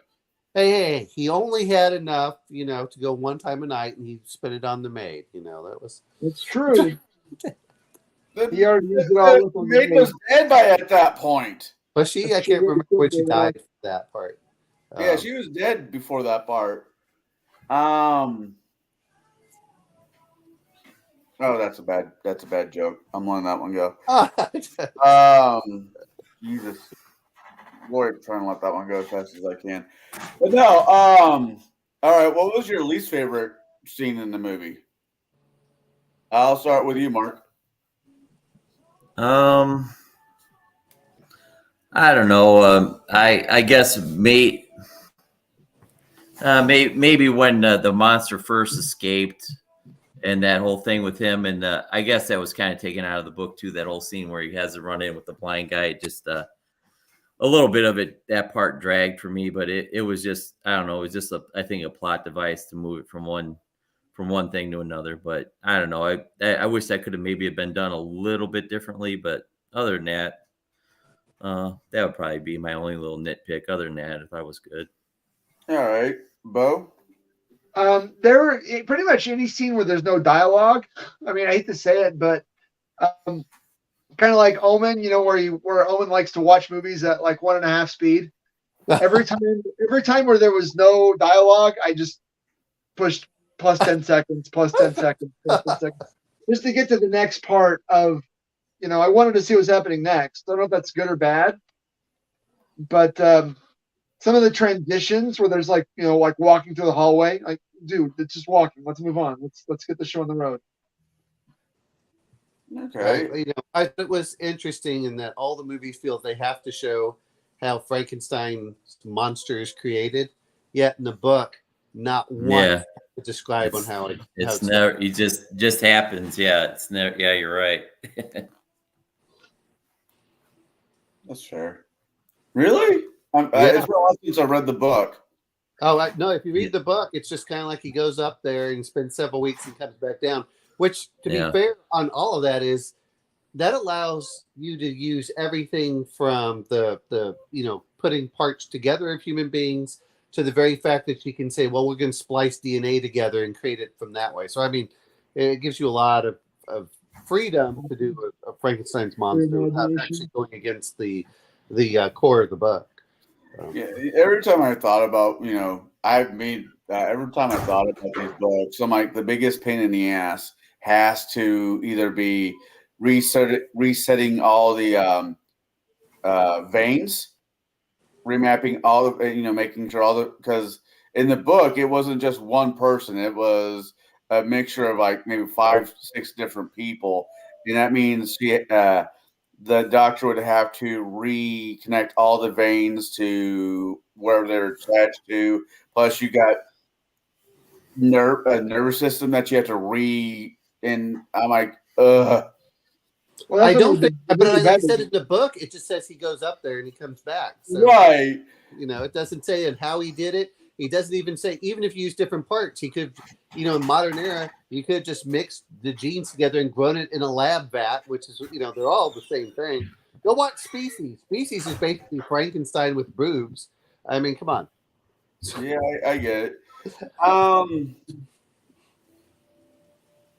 don't know. I don't think I actually had a part of this movie that I could have. Yeah. There's just, I'm right there with you guys. There's just the scenes with there's no actual talking. I mean, it's a beautiful set. I enjoy looking at it. I often wonder what the hell they were drinking. But that was some of the older movies because it seems so like, what the hell are they drinking? And it could have been Kool-Aid or a variation of Kool-Aid at that era. Because I don't even think Kool-Aid was around back in the Kool-Aid and probably not England, but there was red food coloring. Speaking of drinking, how about when the old guy was at the wedding at the punch bowl, and his old lady had to mess things up for him? I was like, yeah, it's typical. Buzzkill. Yeah, right. Oh. So what you do at rich people's parties? You drink their booze. I gotta practice, he said. That was a good part. All right, well, let's go with favorite scenes. Mark? Wait a minute, did we just do this? No, we didn't. Yeah, we did that. Did we? Yeah, we did. I did. I I did. Yeah, we kind of went through favorite and least favorite. All right. I don't know. Did Shadow did you do least favorite for Shadow? I don't know if you did. No, I didn't. My least favorite scene was probably some of the prison scenes with the really bad makeup. Just for me, I could like really see like discolorations in his skin that just didn't make any sense. Unless he'd been there for like weeks or months and been starved and whatnot. He clearly had only been there like 24 hours. It was just like No, you're good. it was just too hammy, too over the top, I think, for me. I got, unless you guys can think of something, I really got, like I said, this one was just kind of hard for me to come up with questions. I mean, we could talk about it, continue talking about it. It was a great movie. But I find the better the movie is, or the harder its questions for it, but not questions so much. It's easy to talk about, harder to ask questions about. When it's a dumber movie, it's like, so what did you guys think of? Blah, blah, blah. But we are into the Halloween month, and Mark set us off for our first Halloween movie. I know Shadow's got The Creature from the Black Lagoon. Owen, what movie are you picking for the good old spook I like Dog Soldiers. Dog Soldiers. Bo? Lost Boys. Lost Boys. And what was yours, Connell? Oh God, I'm bouncing between three. Okay, so who do we watch next week? That's the real question. Yeah, I mean, I got Ghostbusters in my head. I got Flatliners in my head. Flatliners. Yeah, the original Flatliners. That was good. That's been a while, but yeah, that was a good. That was like a bunch of like pseudo Brat Pack. You know what? Connell can go for the Brendan Fraser, The Mummy. No, I love that movie. That's a great movie, but I know. That's what I'm saying. Is we can all go. Actually, next week I'll do mine. We'll do mine, then we'll do Shadows. I'm gonna do Flatliner. I actually don't want to watch Ghostbusters. I love the movie, but I don't want to watch it again, at least this year. Okay. Because I've been forcing my daughter to watch old movies I grew up on. Oh man. I would, but I'm sure most of this this panel would not want to talk to me ever again if we did the Monster Squad. Combine your guilty pleasure movie with your scary movie. I might do that next year because Wolfman's got nards. Well, you got that one. The other one you could do is the Flatliner has Kevin Bacon, Julia Roberts. It has a good cat. It was the 90s version of the Brat Pack, it felt like. I saw it myself. I remember that. And what was the one that at least you can go for American Werewolf in London? So yeah. Oh man, American Werewolf. Guy. Oh yeah, we're gonna do Flatliners. Next week let's see. We have Creature from the Black Lagoon, we have Frankenstein, we're gonna have vampires, we're gonna have werewolves. The only thing we're missing are ghosts somehow. So Flatliners. Okay, there we go. Yeah. Yeah, we'll do Flatliners. Then if we could, because we're mixing up the order, who wants to go after me? I'll go for Dog Soldiers. Dog Soldiers. Then gotta find all these movies. Shadow and Boat. Yeah, just post the schedule in Discord. Okay, I'm just gonna trying to see who's go after next. I'll do Flatliners next. Then we'll do Dog Soldiers, and we'll take it from there. Yeah, I think that's the way we're going to handle it. I told Shadow last week that I was thinking about taking everybody's suggestions at the beginning of the movie, beginning of the month, or the week before the beginning of the month. I was just going to get a great big hat and have everybody write their options for it and throw them in a hat. And at the end of that week or the next, I just pull one out of the ... Next week we are doing ... or I'll write my selection on a piece of paper and get it for a hat for you. Yeah. I'm like, this is dumb. I was just thought processing. I never said it was a good one. It's fine. It's fine. Well, Justin, if you run a movie show, you can tell me exactly what order of movies we should be watching and what movies we should be watching. And you say we all know what car you really was rooting for. Death Race 2000s. You said Frankenstein. Although speaking of that movie, I kind of at some point, I don't know if it really counts as a sci-fi movie, but I'd love to do the remake. Well, listen, there's the remake, and then they did kind of like a reboot that is like more of the jokey, like over the top that the 70s one. It went straight to video. It was Death Race 2050, and it's an over the top whatever like the 70s one was. So, but yeah, that the Death Race series universe, whatever, that the first one had Jason Statham in it.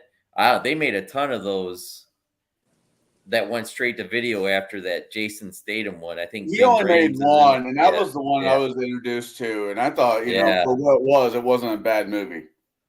No, but then after that, they did I don't know how many like straight to video ones after that Statham one, Jason Statham one, but that guy smashed the desperation. Yeah. Poor guy. Hey, Chance, I got to bounce. Food is on the table. Yeah. I will talk to you guys later. All right, throughout the week. Have a good one. All right, later, Shadow. Yeah, I got to cut out in a minute too. So later. All right, see you later. All right. No,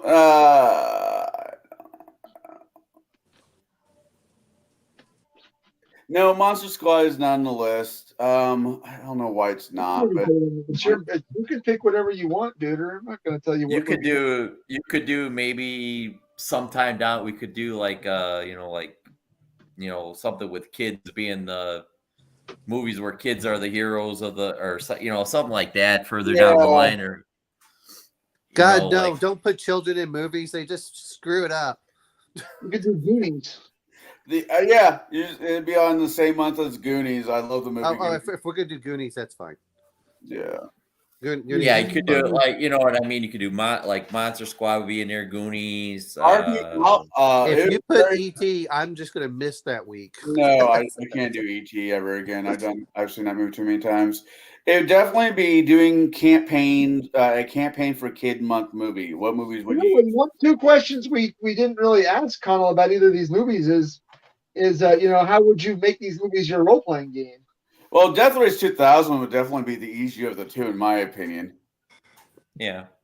But yeah, you are right. I didn't think about role playing for either one of these movies because the show is right. Into the Gasland or a Mad Max style RPG would be great for Death Race 2000. The Curse of Frankenstein. I mean, that's every Ravenloft. A Ravenloft type game or it would be a problem. But I mean, you're right. I love this kind of horror when it's like it's supernatural, but it's not magic, right? Yeah. They're not casting spells. They're tapping. It's like Cthulhu-esque. They're tapping into some eldritch beyond where any sufficiently advanced technology is indistinguishable from magic. Is it magic? No. But is it like magic? Yes. Yeah. Right. For your typical, Vampire the Masquerade, Dark Ages, that's right. I mean, honestly, I was thinking about Ash versus the Army of Darkness. For Halloween, there's just so many good fun picks. But I've seen all of them. We've all seen probably all of them. Most of these a lot. Well, have you seen Dog Soldiers yet, Connell? Yes. Okay. I haven't. But I've only seen it once. Yeah. I've only seen it once, and it was, I think, when I got from Family Video when it first came out. If those in the chat or on the panel know what Family Video is. Yeah. Well, Family Video, when it comes to video stores, it always killed me with Family Video. Family Video, no, okay, Blockbuster. Blockbusters were everywhere, if I'm remembering correctly. Blockbusters were everywhere, and they were family friendly. They didn't have any hard X-rated movies. Family Video, though, with family in the title, they had a little back room you had to be over a certain to get into. The curtain with a curtain on it. Yeah. Yeah. It's like, this is not Family Video. This is... I used to always be a young. We had the independent video stores a lot where I grew up. And they always had the little back room with the curtain, and I'd always be a little young guy in the video store with going there with your parents, or whatever. Be trying to. I'm gonna look over here and be trying to look around the corner to see if you can see anything in the covers of the movies back there. I remember doing that, but yeah. Oh man, I don't know. I kind of miss video stores. I think there's like one Blockbuster that's left open, but it's not franchise Blockbuster. Yeah, that one was in somewhere remote Alaska, but I think I thought I read that finally went out. Oh, did they? Yeah, but it was still there like up till a few years ago. But yeah. I don't know. But I want to thank everybody in the panel for being here. This was a fun double feature. Yeah. I don't know. I mean, luckily enough, one was only 80 minutes long, and the other one was like an hour and change, so it's a lot easier. Yeah, they were short ones. Yeah, that helped. And I said this before. I don't mind doing it if it comes to where we need to do another one again. That's fine. It'll be what it'll be. But I figured in the future, if we do them, and for the chat, no, I'll be spending 1 hour on one movie and another hour on the other movie, unless it's one of those movies that we say everything we want to say in the first 15 freaking minutes, because we've done that before. All right, Bo, what do you got going on? I'm expecting a box from Georgia, the country, not the state. I have ordered some Games Workshop recasts, Forge World recasts that are just plain flat out not available anymore. And so if I get that box this week, like I'm expecting, it just cleared customs, I'll be doing an unboxing and a build on that in the next week or two. Other than that, I'm still working on my Halloween projects, my Halloween minis over here. I tried to prime some today. My airbrush is giving me fits. I got to take it apart and clean it again really well. Might as well replace the needle. But other than that, yeah, look for those. Look for that soon. That Forge World unboxing, and then the this Halloween stuff, and then a regular Friday night game with these two guys. Mm. Of course, I'll be here. We don't have any eclipses this today. We don't have any eclipses this week. All right. What about you, Mark? Anything coming up? Nah, nothing. Just trying to get some games in. I've been if Bo's game when I'm not at dances and stuff like that. Then your daughters. Yeah, just some other game, and then I got last couple of months I've got to actually go in the store. Well, it's only been one time each time the last couple of months, but I got to play in person, which I haven't done in a real long time. The last couple of months in store, a Call of Cthulhu game on a Wednesday night here or there, so that's been fun.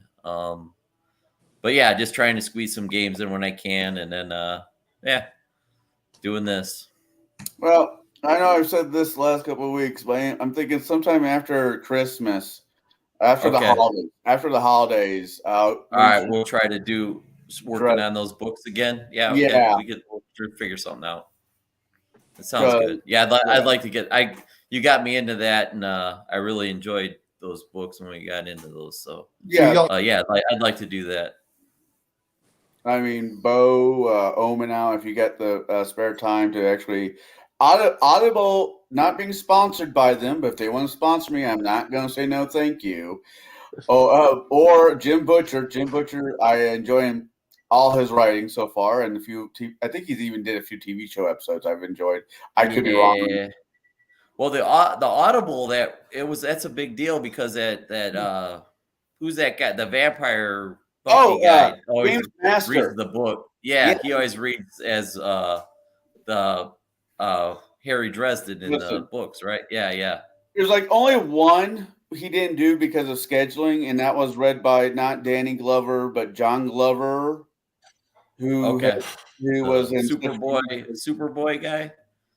Is that the yeah, guy I'm thinking of? Okay. John. I think that's his name. Hold on. He was in the movie Payback. He was Lana. Not Lana. Lionel Luther. Yeah, On yeah. That's the Smallville. guy. Yeah, yeah. Yeah, yeah. Okay. Oh, that would, Uh, yeah, he'd be a good one too. Yeah. Okay. Cool. So, like I said, now, Bo, if you find time where you can actually sit down and listen to a book, which may or may not ever happen, I think I promote Jim Butcher wherever I can because I enjoy the hell out of his books. And yeah, so everybody out there, look forward to me and Mark and whoever decides to join us doing. Justin, not going to disagree with that. The Dresden Files, which will be a thing. It will be a thing this coming year. Okay. This coming year, I also will be doing videos with Justin, where we'll be making videos about talking about people playing a particular a video game called Skyrim, or it does have other names, depends on who you talk to. So this coming year I'm going to try to get more videos out there. But I'm looking forward to seeing you all next week when we're talking about Flatliners. All right. Okay. Yeah, Flatliners. Be there. If I can Julian find Roberts, All right. this is young. Ooh. Yeah. Now, don't Here, get. There is mouth. the 1990 Flatliners, not because there was a They did one a done in remake of it. Yeah, you're right. 2017. So 1990 Flatliners. Got it. Yep. Yep. Okay. What was All that? right, I'm later, sorry. we'll see Donald what with Kiefer Sutherland and Yeah. a few. Yep. That- Well, actually, if we do that right, he already bounced. We'll do Keith Lynn, then we do Lost Boys. So we have Keith Lynn 2 times back to back. Since you fuckers made me watch all those Charles Heston's back to back. Oh, come on! You liked Ben-Hur. Anyways, everybody out there, happy holidays. It's okay to start saying it now. It is Halloween. Then we have Thanksgiving. Then we have Daddy, what did you buy me for Christmas? I mean Christmas. Ooh, you know what also comes up in November? What? Veterans Day. We can do all war movies. If we get through Halloween fast enough, I have no problem with that one. Anyway. You all see you later. out there. And I'm gonna kill the stream.